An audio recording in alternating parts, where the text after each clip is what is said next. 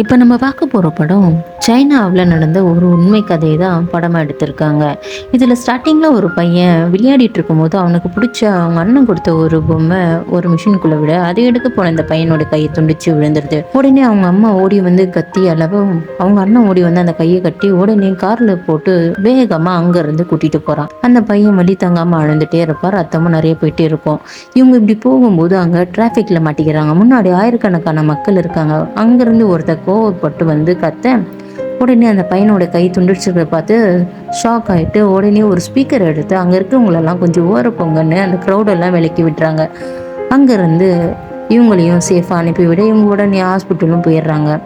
Hospital போன உடனே அந்த பையனுக்கு முதல்ல ப்ளீடிங் எல்லாம் ஸ்டாப் பண்ண, அப்புறம் அவனுக்கு ஆக்சிஜன் கொடுக்க எல்லாமே ரெடி பண்ணிட்டு இருக்காங்க. அந்த பையன் வலி தாங்காமல் கத்திட்டு இருப்பான். அதனால அவங்க அம்மாவும் பையன் இப்படி கத்துறானேன்னு அவனை ஹக் கூட பண்ண முடியலேன்னு அந்த கஷ்டத்துலேயே அந்த பெயின்லேயும் அப்படியே மயக்க போட்டு விழ ஒரு வழியா ஸ்டிச்சரில் அந்த பையனை வச்சு உள்ளே அனுப்பிடுறாங்க.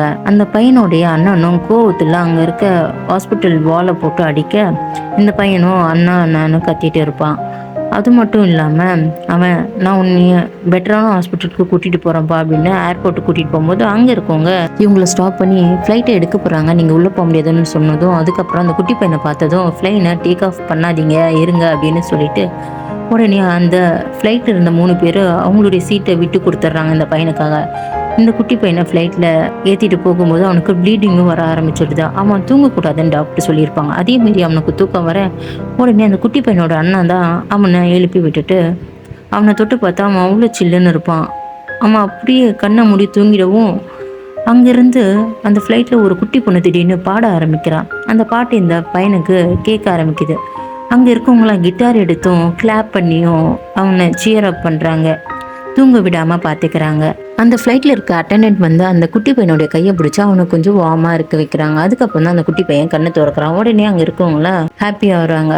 அந்த பையனை தூங்க விடாமல் பார்த்துக்க உடனே அங்கேருந்து ஹாஸ்பிட்டலுக்கு ஆம்புலன்ஸ் மூலமாக கூட்டிகிட்டு போயிட்டு ஆப்ரேஷன் ரூமுக்கும் அனுப்பி விடுறாங்க.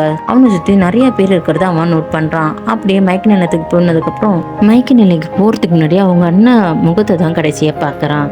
அதுக்கப்புறம் அவனுக்கு ஆக்சிஜன் கொடுத்து அப்புறம் அனஸ்தீசியாவும் கொடுத்து மயக்க நிலைக்கு போக வச்சு அவனுக்கு ஆப்ரேஷனும் ஒரு வழியாக பண்ணி முடிக்கிறாங்க. விடிஞ்சதும் கண்ணு முழிச்சு பார்க்குறான். பார்த்தா சன்லைட் அவன் முகத்திலேயே பட அதுக்கப்புறம் அவன் கையவும் தொட்டு பார்க்குறான். அவனுடைய கை மறுபடியும் திரும்ப வந்துடுச்சுன்ற சந்தோஷமும் இருக்கும், அதே சமயம் அவனுக்கு அந்த வலியும் இருக்குது. அதுக்கப்புறம் டோரை ஓப்பன் பண்ணி அவங்க அம்மா உள்ள வராங்க. அவங்க பையனுக்கு ஆறுதலாகவும் அப்படியே அரவணைச்சு இருப்பாங்க. எனக்கு புரிஞ்ச வரைக்கும் இந்த படத்தில் என்ன சொல்ல வராங்கன்னா ஆர்டினரி ஹீரோ, அதாவது ஹீரோஸ்லாம் படத்தில் வர்ற மாதிரி ஸ்பைடர்மேன் மாதிரியும் சூப்பர்மேன் மாதிரியும் பறந்து வருவாங்கன்னு இல்லை.